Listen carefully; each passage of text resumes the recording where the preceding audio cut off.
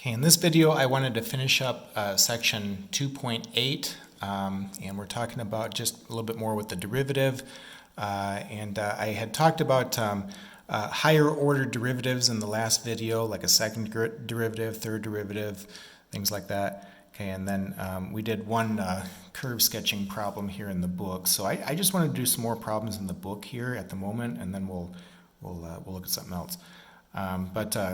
All right, on page 160, now we've already done problem 2, but on page 160, problem 6 was another problem I liked.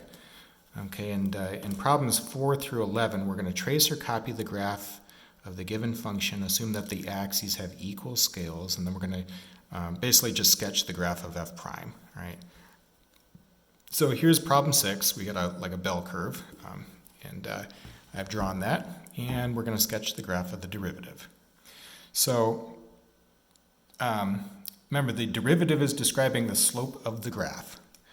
Now, one of the things that I'm looking for, usually early on when I'm doing this, is any hills and valleys that would be on the original graph of the function there. So like in this picture, we have a peak, right? And so if x is 0 and I draw a tangent line there, it would be a horizontal line. Horizontal line has a slope of 0, so 0, 0 would be on the graph of the derivative. And we don't have any other hills or valleys, so that means that we won't have any other intercepts on the graph of the derivative. Now, on the right side of of the origin, like if I were to draw a tangent line here, notice how it'd be a negative slope. Okay, maybe like at this spot it looks like maybe it'd be a -1. So whatever this number is, I don't have the scale there, but whatever this number is, you'd come down to a height of -1 then and plot a point. Now the further on out that you go on the x-axis there, it looks like these tangent lines are going to be more flattened, but they're still going to be slanted in the negative direction. Okay, so the further on out that I go on the graph of the derivative, I'm going to have points that would be below the x-axis since they're negative slopes there, but they're going to be getting closer and closer to 0.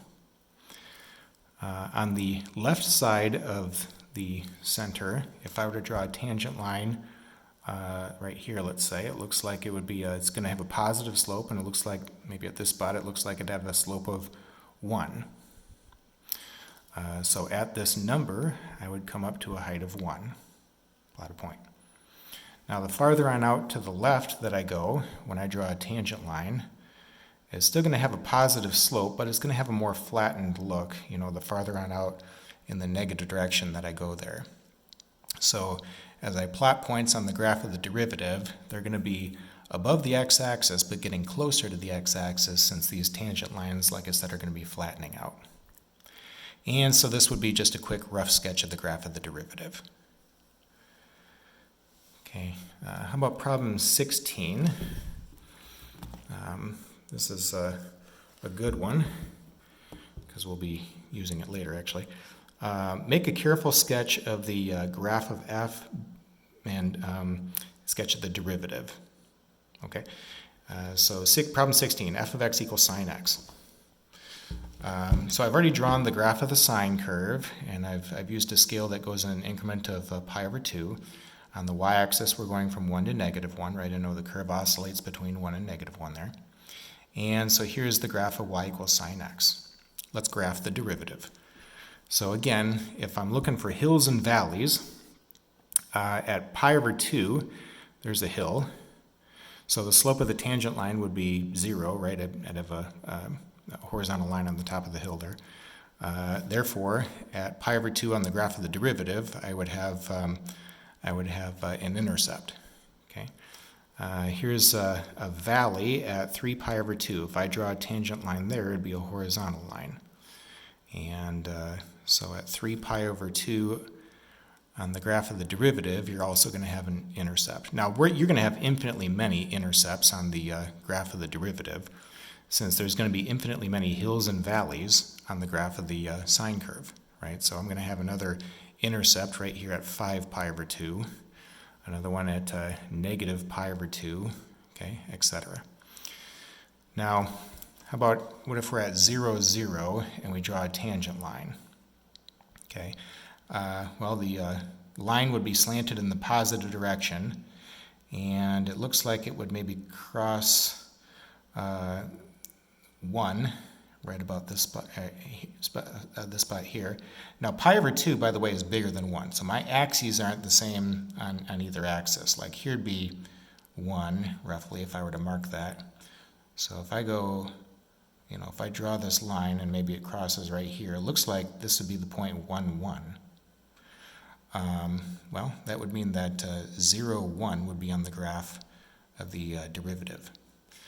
Okay, if we're at x equal pi and we draw a tangent line, it looks like it would have a slope of negative 1 then, right? Using symmetry, if we've estimated this slope to be 1, then this would be negative 1. So here's pi negative 1 on the graph of the derivative. All right, so we end up producing this other curve that is going to have infinitely many hills and valleys and infinitely many intercepts, and this graph looks very much like the cosine curve. Okay, so we would guess that the derivative of sine x is cosine x. Now, in fact, the derivative of sine x is cosine x. We will learn that later in section 3.3. So I like this problem in that it's a kind of a preview for things, in the next chapter there. Let's try problem 49 as another one. Okay, in problem 49, we have a graph of 3 curves, f, f prime, and f double prime, and we're going to identify which curve is which. Okay, so I have redrawn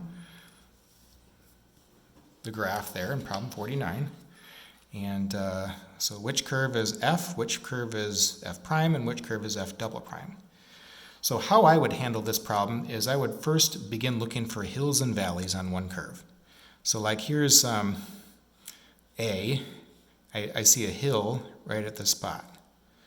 Now, the fact that I would draw a tangent line with that would be a horizontal line means that directly below that, I would have to have some curve passing the x-axis. But B passes through the x-axis directly below this hill. So that would mean that B is a derivative of A. Now, I don't know that B is the first derivative. I just know that B is a derivative of A. B has a hill here and a valley about right here. Okay, so if I were to draw a tangent line, it would be a horizontal line. And directly below that point there, curve C is going to cross the x-axis. Directly above that horizontal tangent, curve C is going to cross the x-axis there, or at least touch it, right? So it looks like C would be a derivative of B. Now, if B is a derivative of A and C is a derivative of B, then that would mean that A is the original function, f of x, B is the first derivative of f with respect to x, and C is the second derivative of f with respect to x.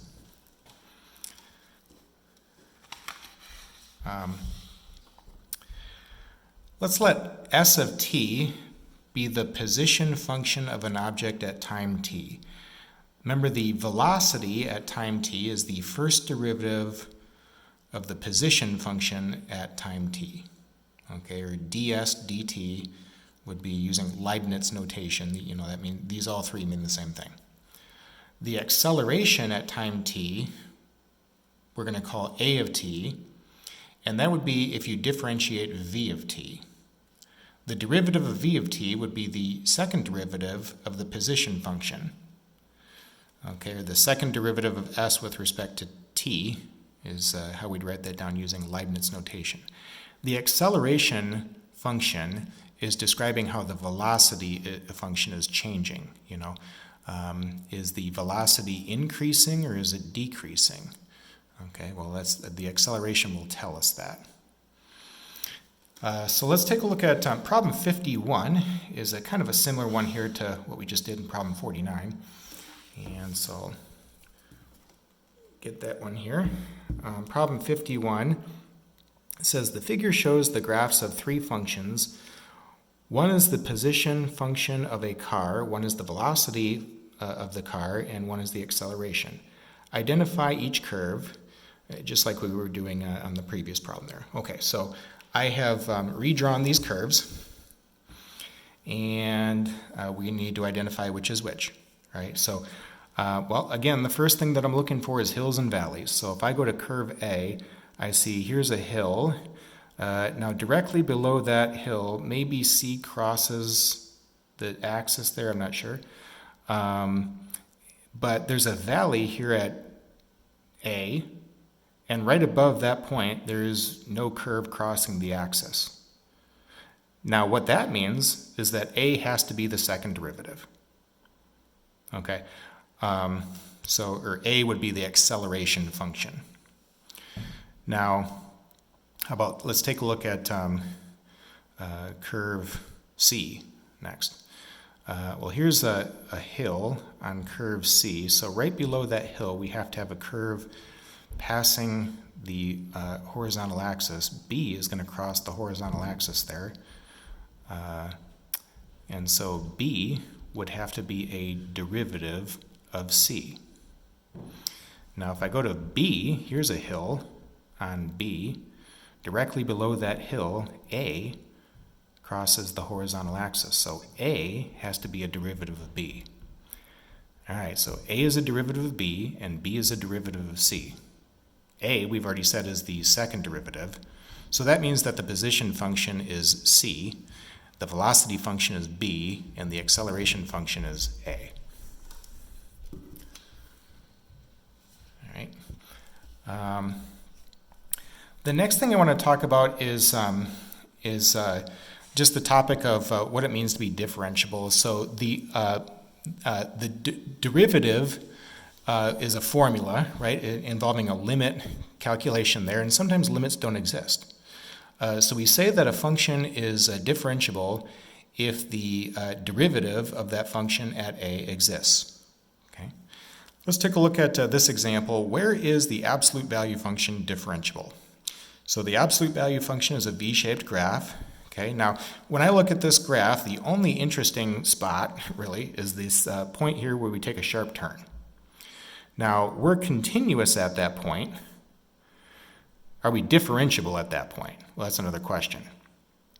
Okay, well, let's go ahead and apply the derivative and see. So in this problem, I'm using the alternate form of the definition of the derivative. In the book, they were using the limit definition there in terms of h. Okay, so you can check that out if you want. If you want to look at it a different way there. So let's apply the derivative, and I'm going to calculate two one-sided limits here using the alternate definition, and I'll see what happens. The limit as x approaches 0 from the right of f of x minus f of a in this problem would be 0, divided by x minus a is 0. Well, f of 0 is 0, right? So I'm going to have f of x divided by x, and f of x is the absolute value of x. So the absolute value of x over x, we want the limit as x approaches 0 from the right. Well, if I'm on the right side of 0, x is a positive.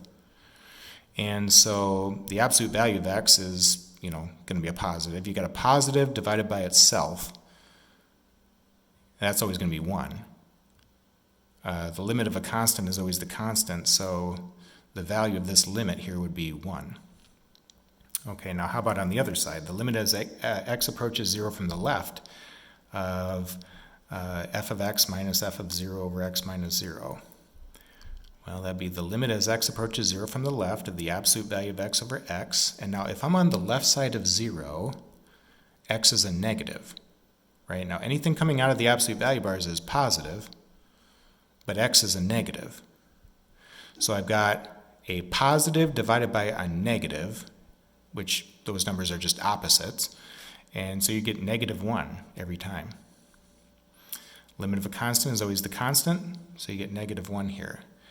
Now, f prime of 0 would be the limit as x approaches 0 of f of x minus f of 0 over x minus 0. We've already calculated the one-sided limits, and we're not getting the same number there on either side, right?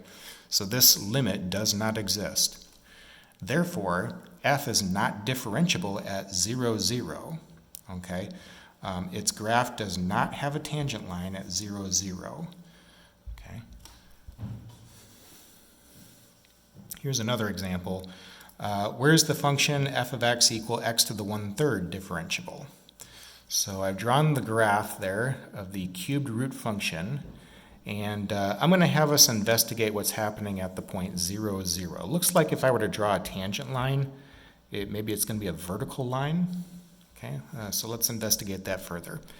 Again, I'm using the alternate definition here. Now, in this problem, I don't need to compute one-sided limits. Okay, I can just go right to the calculation for f prime of 0, which is the limit as x approaches 0 of f of x minus f of 0 over x minus 0. That would be equal to the limit as x approaches 0 of f of x, that's x to the 1/3, minus f of 0, that's 0, divided by x minus 0, that's x. X to the 1/3 divided by x, you're going to keep the base and subtract the powers. That'd be x to the negative 2/3, or 1 over x to the 2/3 means the same thing.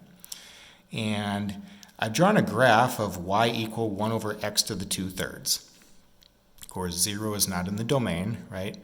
And no matter what x is, not 0 of course, you're never going to get a value that will return 0. Okay, so you're going to have a horizontal asymptote right there at y equals 0.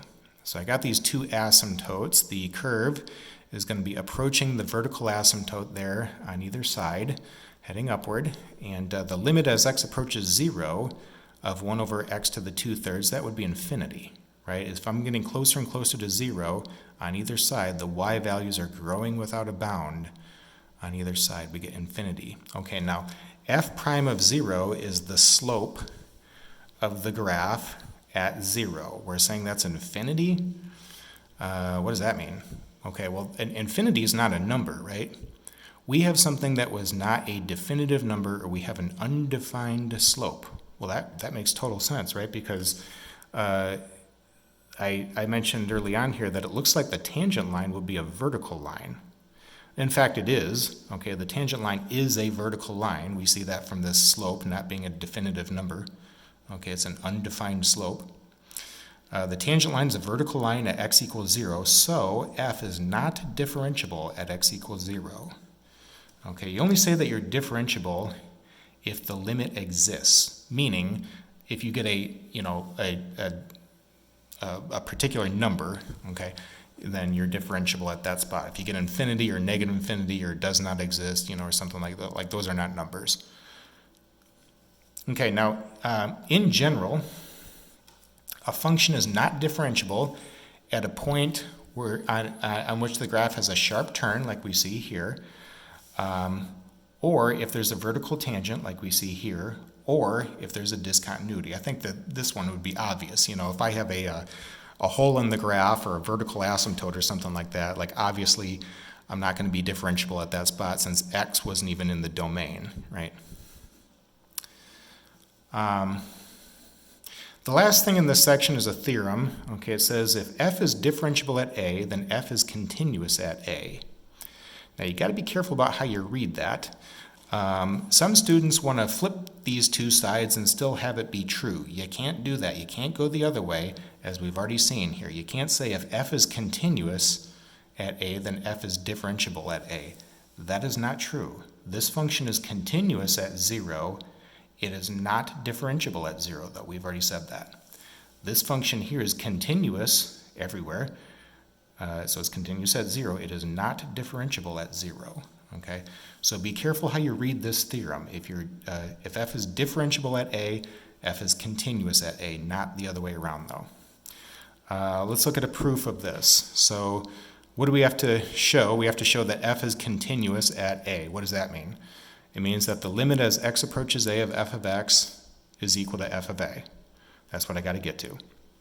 Well, I'm going to start by saying f of x minus f of a equal f of x minus a. That's true, right? Now, on the right side, let's multiply the top and bottom by x minus a. No harm with that, right? I'm multiplying by 1. And now I'm going to take the limit as x approaches a of both sides. I can use my limit law. Limit of a difference is the difference in the limits. Also, the limit over here, limit of the product is the product of the limits. Now, here, if I can make a direct substitution, there's no problem with plugging in a, and a minus a is 0. Okay. The limit as x approaches a of f of x minus f of a over x minus a, that would be by definition how we define f prime of a, right? That's the alternate derivative formula there, so I'll call that f prime of a. I'll keep this term the same on the left, and then this term here, f of a is just a constant, right? Limit of a constant is always the constant. So I just simply remove the limit notation there. Well, on the right, 0 times anything is 0, so if I add this constant, f of a, well, that's what I had to get to, right? I had to show that the limit as x approaches a of f of x is f of a, and that's where I got to. Okay. Now, I mentioned that you can't flip these two sides here and have it be true. Okay, some students will want to do that. Be careful about that. However, you can flip both sides and negate both sides, and it would be true. We call that the contrapositive of the statement there. If we flip both sides and negate both sides. So, like, what I mean by that is if I say, okay, if f is not continuous at a, then f is not differentiable at a. Well, that's something I've already said, right? If you're not continuous at a, you're not differentiable at a. I think that should make total sense to us. If we have a hole in the graph or a vertical asymptote on the graph or something like that, a is not in the domain, so obviously we can't do anything with tangent lines if the number is not in the domain. All right. We'll need to use this theorem a couple of times, especially later on for one thing, so I'll refer to that. But we're now done with Chapter 2, okay? So here's the homework in section 2.8. Be sure to look at the problems that are listed here on page 160 for me, the odd number problems.